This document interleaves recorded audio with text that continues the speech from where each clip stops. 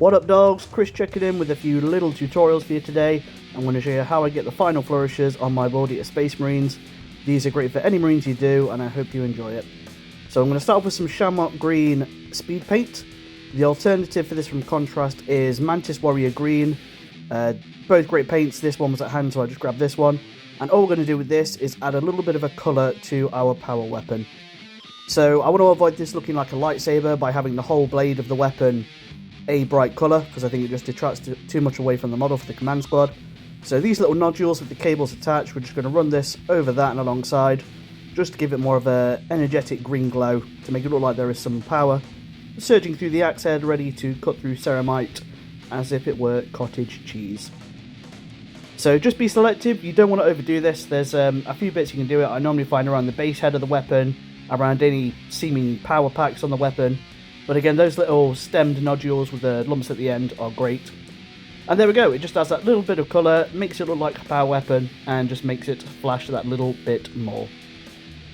So we're going to do that across all my power weapons as I go. The next we're going to do is tart up this brass. These shields I got from Cults 3D and printed them off at home. They came out great, they're exactly what I want in some kind of gladiatorial buckler. We've got some Plasmatic Bolt from Speed Paint. The Citadel contrast equivalent for this is Ethermatic Blue.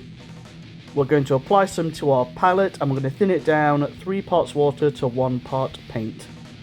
So I apply a dollop on my palette, I then load my brush up with water 3 times, and I gradually feed some of that paint into the water, so I get a nice broad, consistent thinness to it, because I don't want this to be too powerful. It's a very strong paint, it's used for plasma weapons, I don't want to turn the whole shield blue.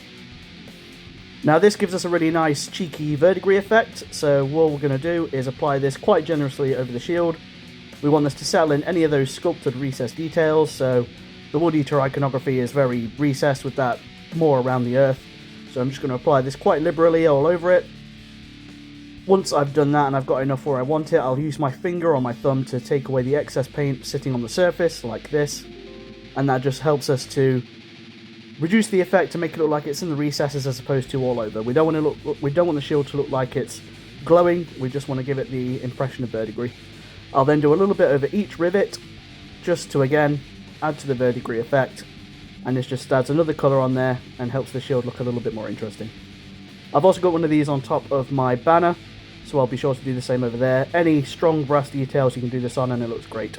Remember, keep it thin, less is more. It's a suggestion as opposed to an overpowering effect. Up next, we've got some absolutely die-hard requested blood effects. Now, don't use blood for the blood god. It's not fit for purpose in my personal opinion. Use Flesh Terror Red. The reason I use this is because it's a perfect colour for dark dry blood. It's not glossy, and because it's contrast, it applies really nicely over colours it sits on. So all I do is I load a sponge up, I then take most of the Flesh Terror's Red contrast away. I also try it on my hand first, because the hand's a good indicator of how it's going to look when you start sponging it on the model. So you want it about there, you want it to be very, very, very subtle. And then using that corner, we're going to gently dab this on the edges of our weapons. We do this with a sponge because we get a naturally inconsistent splatter effect. It makes it look coarse and rough and like blood has splattered all over the weapon. And it's a lot easier to make it look more consistently inconsistent than a brush.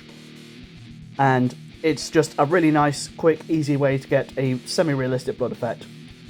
Now, as I said about the verdigris, we want this to be a suggestion, not to overpower it. We don't want to coat these guys in it. There's a lot to be said for too much blood for the blood god and too much blood effects on World Eaters. I get it, that's their thing, but I like the suggestion as opposed to coating them in it. I then do this in some segments of the armour, just because it looks great splattered across that white and that pale blue. As you can see here, again, I'm not going mad with it, I'm just doing a little bit, where a little bit of splatters got all over him when he's cut some fool up, like an absolute mad lad. So there we go, I'm going to do this across all my guys. I'm going to do another little bit by his leg where maybe he stood on somebody and their throats exploded. There we go. So I'm going to do this across all the command squad. And again, you can see an example here. I use a sharp-edged sponge from ripping because we get that nice cut angle on it, which means we can be more precise with it. We don't overload it, we don't overpower it. And in particular on the axe head, you can see there, I think it looks great against that green for that really nice bloodied power weapon effect. Now, I want to do a little bit on this banner, just because I want to. So again, I use the angle of the sponge where it's almost like a sharp thin brush, and I do it diagonally in thin lines to make it look like blood has splattered in a direction from somebody getting cut up next to him. Not forgetting the chain axe, and again I'll do a little bit on his armour as well. Less is most definitely more. Again, we want the suggestion, not to overpower it. The suggestion of blood, the suggestion of warfare, the suggestion of wear and tear. There we go. And here we go. Here is my command squad. All I need to do is base them, which I'm going to do shortly, but I think they've come out absolutely wicked. I painted these at my Warzone Badab workshop over the weekend. Thank you to everyone who attended. It was a great time. This video is going out to them so they can finish off their Marines. I'm also going to do a couple of little videos on the important bits of painting Marines, which we covered in my workshop for my wonderful Patreon fans. Thank you to you guys for subscribing. It really does help and mean the world to me. More content is on the way. I've got some great stuff coming, and I'm hyped to show it to you all. Keep kicking ass. Peace!